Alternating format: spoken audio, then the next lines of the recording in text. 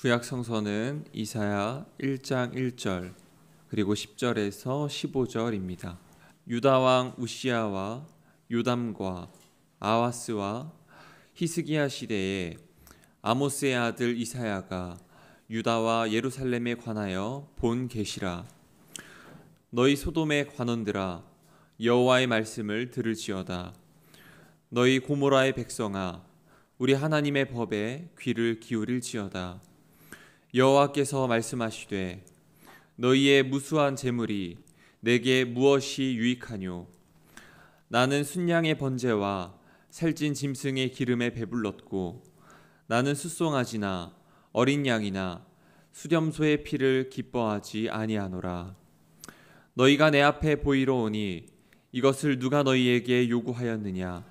내 마당만 밟을 뿐이니라. 헛된 재물을 다시 가져오지 말라. 분향은 내가 가증히 여기는 바요. 월삭과 안식일과 대회로 모이는 것도 그러하니 성회와 아울러 악을 행하는 것을 내가 견디지 못하겠노라.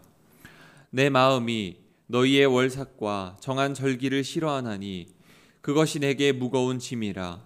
내가 지기에 곤비하였느니라. 너희가 손을 펼 때에 내가 내 눈을 너희에게서 가리고 너희가 많이 기도할지라도 내가 듣지 아니하리니 이는 너희의 손에 피가 가득함이라. 아멘. 서신서는 히브리서 11장 1절에서 2절, 8절에서 10절입니다. 믿음은 바라는 것들의 실상이요 보이지 않는 것들의 증거니 선진들이 이로써 증거를 얻었느니라.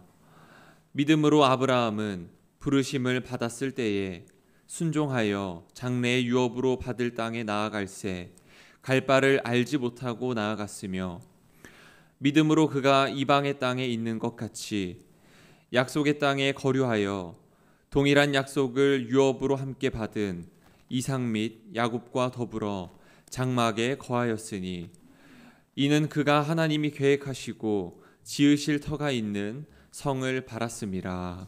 아멘. 복음서의 말씀은 누가복음 12장 32절에서 34절입니다. 적은 무리여 무서워 말라. 너희 아버지께서 그 나라를 너희에게 주시기를 기뻐하시느니라. 너희 소유를 팔아 구제하여 낡아지지 아니하는 배낭을 만들라. 곧 하늘에 둔 바 다함이 없는 보물이니 거기는 도둑도 가까이 하는 일이 없고 좀도 먹는 일이 없느니라. 너희 보물 있는 곳에는 너희 마음도 있으리라. 아멘. 주님의 말씀입니다. 우리 함석권 선생이 1958년에 쓴 생각하는 백성이라야 산다라는 책이 있습니다.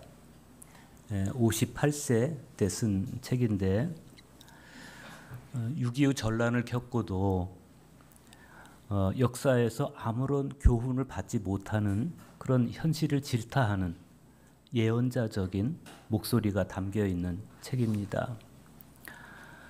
그 책에서 함석권 선생은 모든 일에는 뜻이 있다. 모든 일은 뜻이다 라고 말하고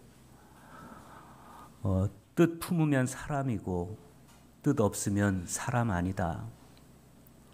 전쟁을 치르고도 뜻도 모르면 개요 돼지이다 라면서 다소 거친 표현을 썼습니다. 그러니까 우리 사람됨은 뜻을 품고 있느냐, 뜻을 깨닫지도 못하고 뜻을 품지도 못하고 있느냐에 달려있다. 이렇게 말해도 과언이 아니라는 겁니다. 그런데 함석권 선생은 거기서 한 걸음 더 나아가서 하나님은 뜻이다 라고 말하고 종교란 하나님의 뜻을 찾음이다 라고 단언합니다. 오늘 우리가 함께 읽은 이 성서 일과는 바로 이 뜻과 밀접하게 연관된 말씀들입니다.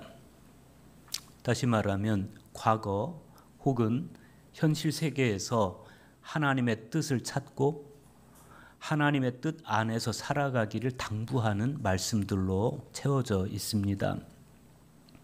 오늘 구약의 말씀인 이사야서가 기록되던 BC 740년 내서 680년은 정치적으로 굉장히 격변기였습니다. 당시 아수르 제국의 군주인 디글랏 빌세셀 3세는 이미 북시리아 지역의 작은 나라들을 다 정복하고 있는 상태였습니다. 아람의 도시 국가인 하맛 정복을 필두로 해서 시리아를 정복하고 페니키아를 정복하고 또 팔레스타인의 소왕국들을 하나씩 다 차례로 정복하고 마침내 당대 고대 근동의 최강대국 중 하나였던 이집트 국경선까지 진격해서 이제 막 정복을 앞두고 있는, 그래서 그 정복 일지에 우리는 나일강 앞에 군사기지를 구축했다라고 자랑하고 있던 그런 상황이에요. 그런데 같은 시기에 북이스라엘의 왕 므나헴은 그 아수르 왕에게 은 1000달란트를 조공으로 바쳤어요. 그러면서 가까스로 자기 왕위를 유지하고 있었습니다. 그런데 당시 아수르 제국의 그 정복 일지에 유다 왕 우시야는 조공을 바쳤다 이런 기록이 없어요. 북이스라엘은 충실하게 조공을 바치면서 그나마 왕위를 유지하고 나라를 명맥을 유지하고 있었는데 남쪽 유다 왕국은 조공을 바쳤다 이런 기록이 없어요. 그런 면에서 봤을 때 아직 아수르의 공격이 남쪽에 있는 팔레스타인 지역까지는 진출하지 못하고 있었다 그런 거죠. 그래서인지 몰라도 이 남유다는 다른 나라들에 비해서 상대적으로 안정된 그런 시기를 지나고 있었습니다. 오히려 우시야 왕의 통치하에서 남유다는 아주 괄목할 만한 경제적 성과를 이루고 있었고 또 정치적으로도 강국이었습니다.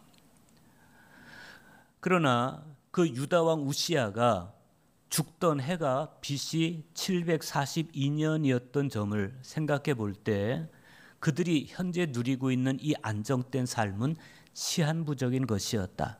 곧 끝나버릴 안정이었다. 그런 것이죠.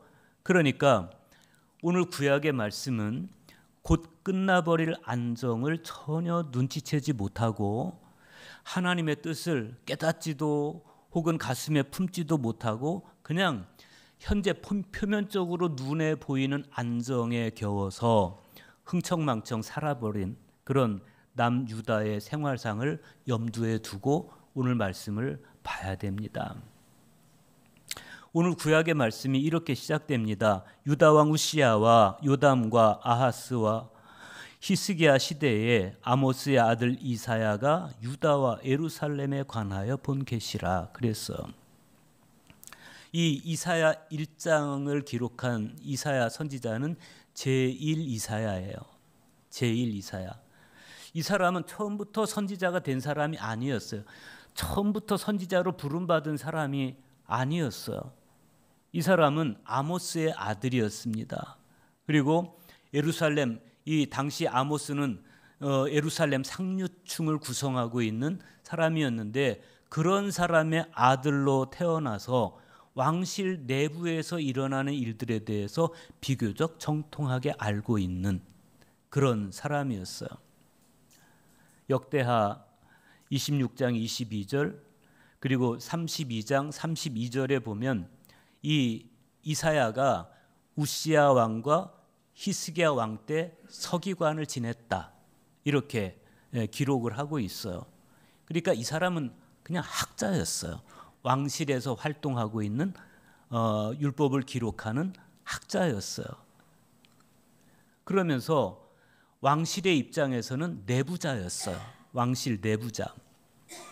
그렇기 때문에 이 이사야는 선지자로 부름받기 전부터 나라의 외교 정책이라든지 백성들의 상황이라든지 그런 것들에 대해서 비교적 정확하게 파악을 하고 있었습니다. 그런 이사야가 당시 고위 관료들 그리고 유다 백성들을 향해서 이렇게 외칩니다. 너희 소돔의 관원들아 여호와의 말씀을 들을지어다. 너희 고모라의 백성아 우리 하나님의 법에 귀를 기울일지어다. 여기서 이사야는 당시 이스라엘 역사를 악하게 주도하고 있는 두 세력을 적시하고 있어요. 그들은 관원들 그리고 백성들이었습니다. 소위 공직자들이 소돔의 관원 이렇게 불려요. 유다의 관원들이면 너희 유다의 관원들아 이스라엘의 관원들아 이렇게 불러야 될 거 아니겠어요? 그런데 소돔의 관원들아 이렇게 불려요. 왜 그런가 하면 권력을 이용해서 백성을 수탈하는 악한 왕이었기 때문에 그렇게 부르는 거죠. 그러면 백성들을 향해서는 유다의 백성들아 이래야 될 거 아니에요. 그런데 또 백성들을 향해서는 고모라의 백성아 이렇게 부른단 말이죠. 이것은 땅과 관련해서 사회적인 약자들을 괴롭혔기 때문에 그렇습니다.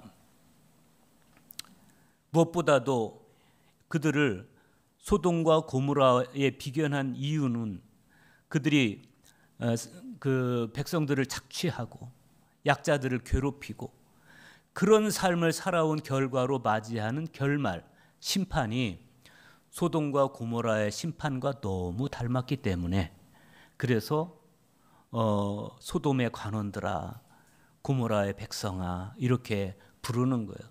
이미 그 호칭 안에 심판에 대한 예언이 아예 담겨 있는 거예요. 이사야 1장에서 5장까지 망라되고 단죄된 그들의 죄악상을 보면 그들은 하나님의 정의와 공의를 깨뜨려 버린 자, 하나님이 정하신 선과 악의 기준을 뒤엎어버린 그런 사람들이었습니다. 하나님의 정의, 하나님의 공의는 이스라엘이라고 하는 이 언약 공동체를 지탱해주는 하나님의 의지이고 약속이었어요. 그러나 그들은 하나님의 정의와 공의, 즉 하나님의 뜻을 깨닫고 하나님의 마음을 품고 살아가지를 못합니다. 오히려 온갖 죄성을 마음에 은폐하고 살아가는 거예요.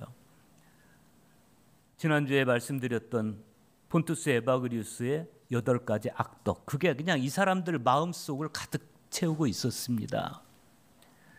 이사야는 이어지는 말씀에서 그들의 죄악상을 이렇게 나열합니다. 11절과 12절 보세요.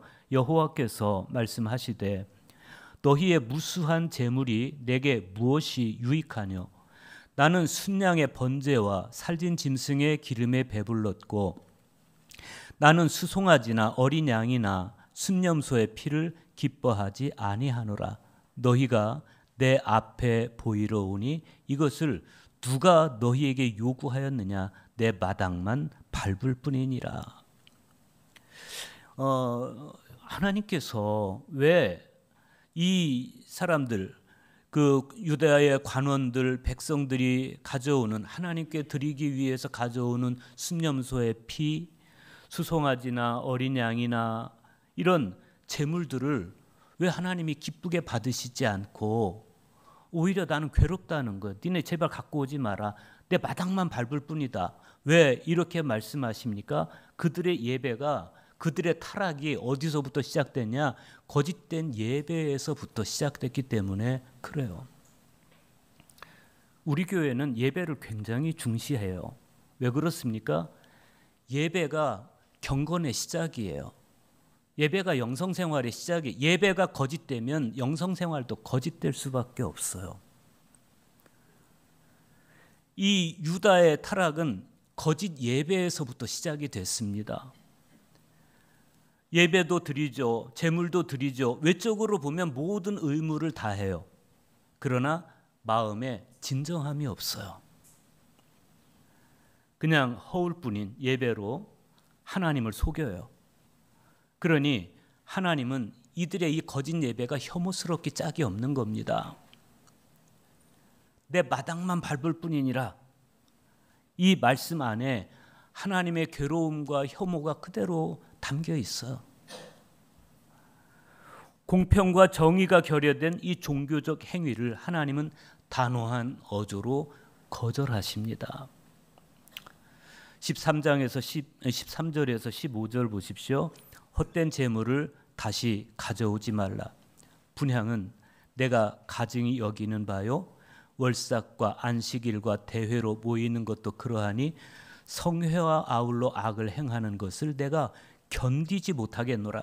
내 마음이 너희의 월삭과 정한 절기를 싫어하나니 그것이 내게 무거운 짐이라 내가 지기에 곤비하였느니라. 너희가 손을 펼 때 내가 내 눈을 너희에게서 가리고 너희가 많이 기도할지라도 내가 듣지 아니하리니 이는 너희의 손에 피가 가득함이라.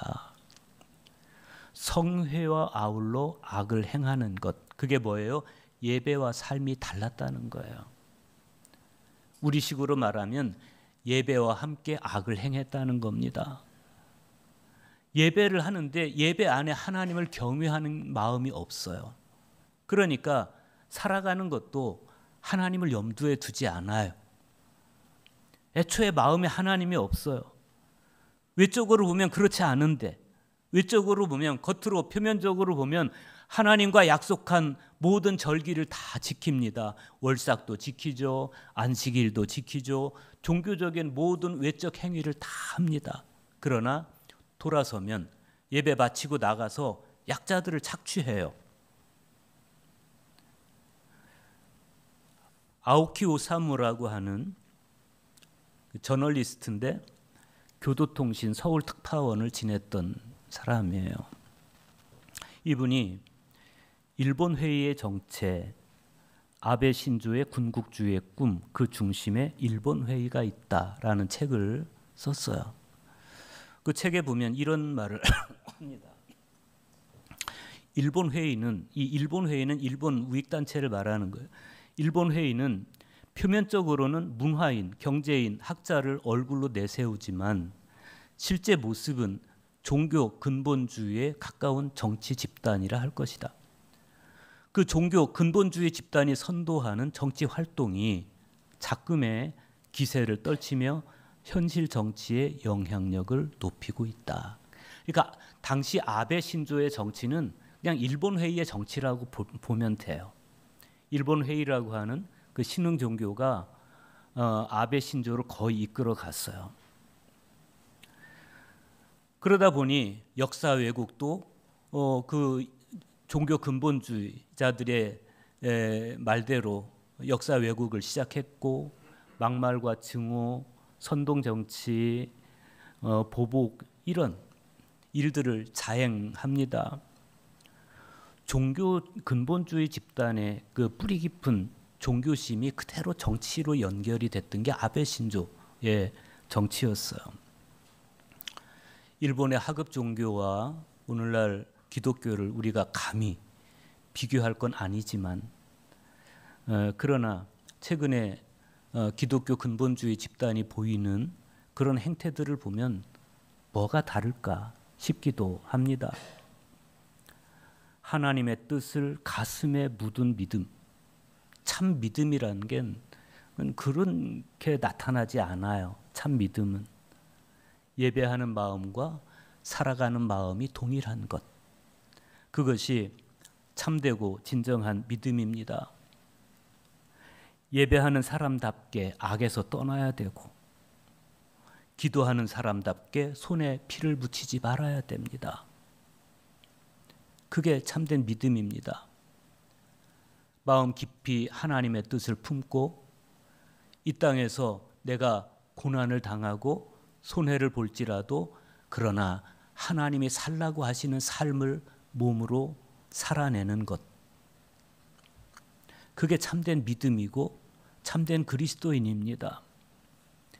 히브리서 11장 1절에서 3절 보십시오. 믿음은 바라는 것들의 실상이요 보이지 않는 것들의 증거니 선진들이 이로써 증거를 얻었느니라.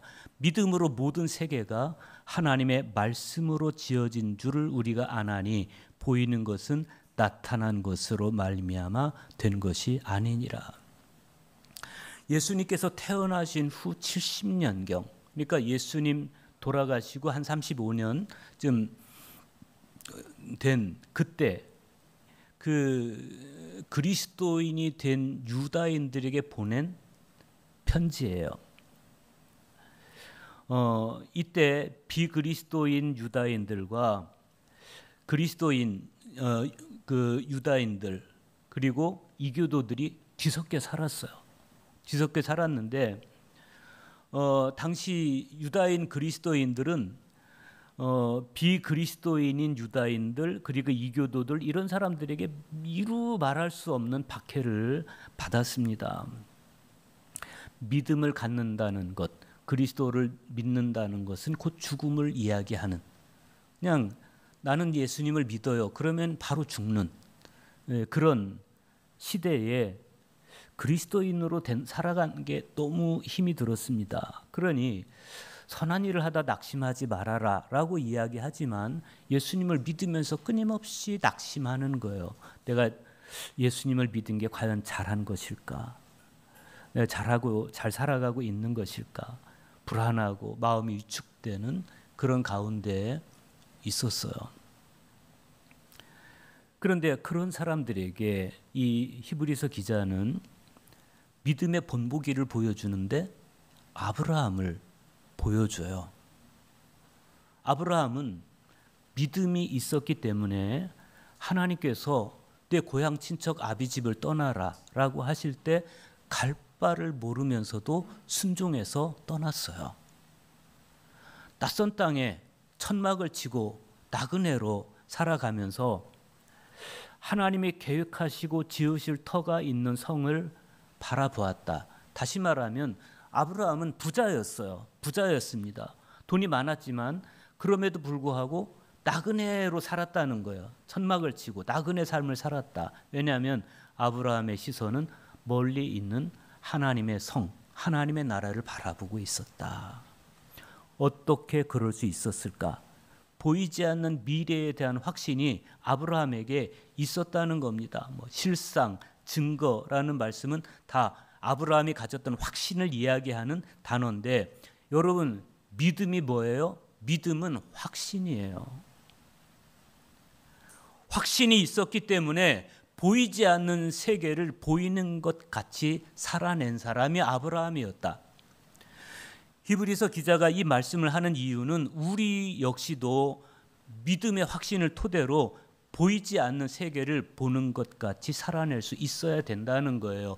하나님의 나라가 보입니까? 안 보이잖아요. 그러나 하나님 나라를 믿음의 시선으로 볼 수 있는 사람만이 이 땅에서 하나님의 뜻을 묻고 하나님의 뜻을 이루면서 살아가는 거예요. 그것은 구약시대 선지자들도 마찬가지였고 오늘 구약의 말씀을 기록한 이사야 선지자도 마찬가지였습니다. 선지자들은 현재가 과거와 미래 사이에 고통스럽게 끼어 있다. 하나님께서 지금까지 함께 해오신 영광스러운 과거, 하나님께서 앞으로 창조해 주실 영광스러운 미래 사이에 현재가 고통스럽게 끼어 있다. 이렇게 봤어요. 그래서 절망스러운 현재에 발을 디디고 있으면서 그러나 하나님의 구원 역사인 위대한 과거를 되돌아보고 그리고 앞으로 하나님께서 열어주실 위대한 미래를 전망하면서 살아가요. 그게 믿음이었어요. 어떤 사람이 그렇게 살아갈 수 있습니까? 이사야 시대에는 남은 자들이 그렇게 살았어요. 렘넌트라고 하는 남은 자들이 그렇게 살았어요. 오늘날엔 누가 그렇게 살아갈 거예요? 그리스도인들이 그렇게 살아가야 되는 거 아닙니까? 로마서 9장 27절에서 29절을 보면 사도 바울이 이사야 선지자의 그 남은 자 사상을 그리스도인들에게 적용하고 있어요. 구약시대 남은 자들은 하나님의 뜻을 이해하고 하나님의 뜻을 마음에 품고 아직도 돌이키지 못한 사람들이 회개할 때까지 촉구하는 사람들이었어요. 그런 사람들이 구약시대의 남은 자들이었어요. 그렇다면 오늘날 신약시대를 살아가는 이 그리스도인들 역시도 그리스도의 고난의 목격자로서 그 예수님의 고난에 담긴 하나님의 뜻을 깨달아서 예수 그리스도께로 돌이킨 사람들이고, 그런 만큼 아직도 그리스도 안에서 하나님의 뜻을 깨닫지 못한 형제와 이웃들에게 그리스도를 통하여 그리스도와 함께 그리스도 안에서 하나님께로 돌아오십시오, 돌아오셔야 삽니다라고 외치는 사람들이 그리스도인이라는 겁니다. 세계 역사는 물론이고 교회사 역시도 인간의 누적된 불순종에 대한 하나님의 심판으로 점철이 되어 있습니다. 그런 역사 가운데 교회가 세워져 있는데, 이 교회는 교회 내적으로는 오염과 부패의 유혹에 맞서 싸워야 되고, 교회 외적으로는 빛의 삶으로 거룩성을 지켜내야 됩니다. 돌이켜보면 우리나라의 근현대사와 한국 교회사가 그래도 그리스도인들의 분투와 희망을 잘 보여주고 있어요.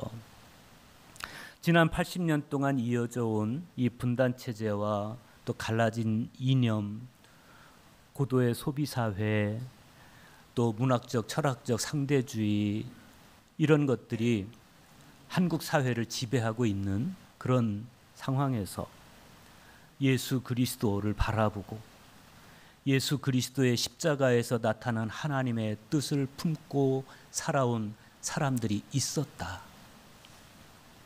그게 하나님의 은혜예요. 우리나라에서.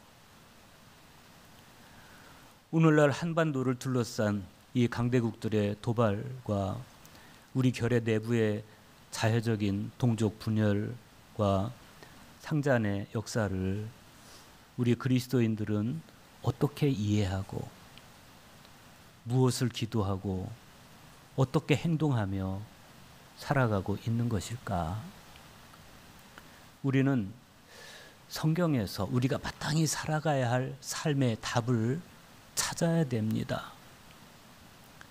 오늘 복음서의 말씀인 누가복음의 수신자들 역시도 히브리서가 기록됐던 시대의 사람들과 마찬가지로 비슷한 시대를 살았어요.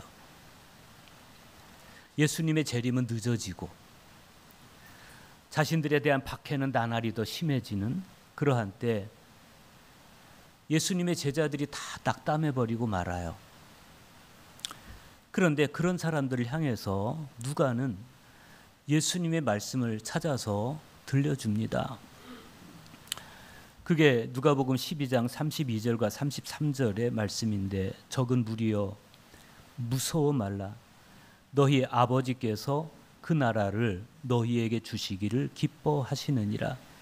너희 소유를 팔아 구제하여 낡아지지 아니하는 배낭을 만들라. 뜻을 찾는 삶, 뜻을 품은 삶이란 그런 거죠. 보이는 세상에 마음 빼앗기지 않고 현상 너머의 세상에 도달하기 위해서 온 몸으로 고투하고 맞서면서 하나님의 나라를 일구어가는 여정, 이게 뜻을 찾는 삶이고 뜻을 품은 삶이죠. 오늘 복음서 바로 직전에 있는 말씀을 보면 너희는 그의 나라를 구하라 그래요. 그의 나라를 구하라. 온통 무엇을, 목숨을 위하여 무엇을 먹을까, 몸을 위하여 무엇을 입을까, 온통 세속적인 염려로 삶을 채워가던 사람들의 마음을 이제 무엇을 먹을까, 무엇을 마실까가 아니라 하나님의 나라를 향해서 되돌려 놓기 위해서 애쓰시는 예수님의 모습이 여기 소개되고 있죠. 제발 좀 무엇을 먹을까, 무엇을 마실까 관심 갖지 말아라. 아버지께서 당신의 나라를 너희에게 주시기를 기뻐하신다. 이 말씀은 그러니 하나님 나라를 향해 돌아서라, 그 말씀이고 동시에 하나님 나라의 백성으로 살아가라 라는 말씀이에요. 그러면 하나님 나라의 백성으로 살아가는 삶이란 어떤 것이냐? 33절 보세요. 너희 소유를 팔아 구제하여 낡아지지 아니하는 배낭을 만들라. 곧 하늘에 둔 바 다함이 없는 보물이니 거기는 도둑도 가까이 하는 일이 없고 좀도 먹는 일이 없느니라. 너희 소유를 팔아 구제하라. 이 말씀은 소유를 포기하라 이런 의미가 아니라 소유를 전용하라 이런 뜻입니다. 소비 생활을 잘해라. 관심의 초점을 영적인 것으로 돌려놓으면 내가 가지고 있는 재물은 자연히 흘러갈 곳으로 흘러가게 돼 있어요. 내 관심사가 있는 곳으로 흘러가게 돼 있어요. 내 관심사가 영적이면 재물도 영적인 것으로 흘러가게 돼 있어요. 우리의 관심이 영적인 것으로 옮겨가면 내가 가지고 있는 재물은 하나님 나라를 향해서 흘러가게 돼 있어. 근데 내가 가지고 있는 관심이 세속적이면 하나님 돈도 뺏어요. 그런 일이 벌어져요. 왜 그렇습니까? 내가 진정한 그리스도인이냐 아니냐 거기 달려 있어요. 지금 예수님께서 말씀하시는 건 내 소유를 팔아 구제하, 그냥 단순히 선행을 해라 이런 의미가 아니에요. 하나님 나라를 내가 돌아가야 할 본향으로 생각한 사람만이 이 땅에서 흔들림 없이 하나님의 뜻을 묻고 하나님의 뜻에 내 삶을 얹어서 살아가는 것입니다. 그래서 그리스도인들이 이 땅에서 살아내야 할 아름답고 착한 삶은 믿음의 열매이고 믿음의 또 다른 표현이에요. 내가 믿는다. 이건 착한 삶을 살고 있다. 이런 뜻이에요. 내가 예배하는 사람이다. 나는 선한 일을 하며 살아간다. 이런 뜻이에요. 믿음과 삶이 분리되는 게 아니에요. 분리되는 게 불가능합니다. 믿음과 삶이 분리되면 그 순간에 우리는 믿음이 아닌 거예요. 그래서 이사야 선지자도 그렇게 하나님께서 이사야를 통해서 재물을 가져오지 말아라. 내 마당만 밟을 뿐이다. 헛된 예배, 거짓된 예배 생활 하지 말아라. 왜? 잘 예배하고 나가서 가난한 사람들 착취하고 그게 무슨 예배냐는 거죠. 오늘은 남북 평화통일 기도주일입니다. 우리 그리스도인들이 한반도의 평화를 위해서 기도해야 됩니다. 왜 그렇습니까? 그 평화가 가져다 주는 것이 정치, 경제, 사회적 이익이기 때문이냐? 그것만이 아니에요. 평화가 곧 하나님의 뜻이고 하나님께서 그리스도인에게 명령하신 그리스도인들이 살아내야 할 삶이 곧 평화이기 때문이죠. 교회 안에서도 마찬가지, 교회 밖에서도 마찬가지, 한반도의 문제와 관련해서도 마찬가지. 평화를 몸으로 살아내는 것에 우리 모두의 그리스도인 된 정체성이 달려 있어요. 왜? 예수님이 그렇게 말씀하셨으니까. 마태복음 5장 9절에서 평화를 위하여 일하는 사람은 행복하다. 그들은 하나님의 아들이 될 것이다. 라고 말씀하셨으니까. 그렇다면 우리는 이 말씀에 순종해야죠. 교회의 거룩성이 어떻게 유지되는 겁니까? 말씀에 순종함으로써 유지되는 거 아니겠습니까? 주님은 평화를 위해 일해야 된다고, 그래야 하나님의 아들, 딸이라고 말씀하시는데, 그렇다면 주님의 말씀대로라면 우리는 지난 70여 년 동안 하나님의 아들, 딸이 아닌 삶을 살아온 것이죠. 그리스도인이란 말씀을 붙들고 말씀의 힘으로 현상 너머의 삶을 살아가는 사람들입니다. 그래서 이사야 선지자는 아수르에 의해서 나라가 곧 삼켜질 위기에 처했을 때 군사를 모으십시오. 정치를 안정시키십시오. 그런 말 하지 않아요. 나라가 경각에 섰을 때, 위기에 닥쳤을 때 여호와의 말씀을 들을지어다 라고 말씀하고 하나님의 법에 귀를 기울일지어다 라고 간절하게 당부하고 있어요. 프리모 레비라고 하는 이탈리아 유대계 이탈리아 작가인데 이분이 아우슈비츠에서 살아남아요. 그리고 이제 여러 작품을 발표하는데 그 중에 하나가 이것이 인간인가라는 책이에요. 그 책에서 그분이 이런 말을 합니다. 우리가 노예일지라도 아무런 권리도 없을지라도 갖은 수모를 겪고 죽을 것이 확실할지라도 우리에게 한 가지 능력만은 남아있다. 마지막 남은 것이기 때문에 온 힘을 다해 지켜내야 한다. 그 능력이란 바로 그들에게 동의하지 않는 것이다. 그렇죠. 우리 그리스도인들이 온 힘을 다해 지켜내야 할 것, 그것은 하나님의 말씀을 굳게 붙들고 사는 것이고 하나님의 뜻과 다른 생각에는 결코 동의하지 않는 것입니다. 하나님은 뜻입니다. 믿음이란 하나님의 뜻을 찾는 것입니다. 따라서 그리스도인이란 하나님의 뜻을 가슴에 품는 것입니다.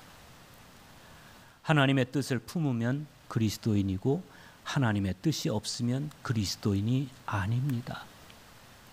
우리 모두 하나님의 뜻인 평화를 가슴에 담고 하나님의 아들, 딸로 살아가는 우리 모두가 되기를 간절히 축복합니다.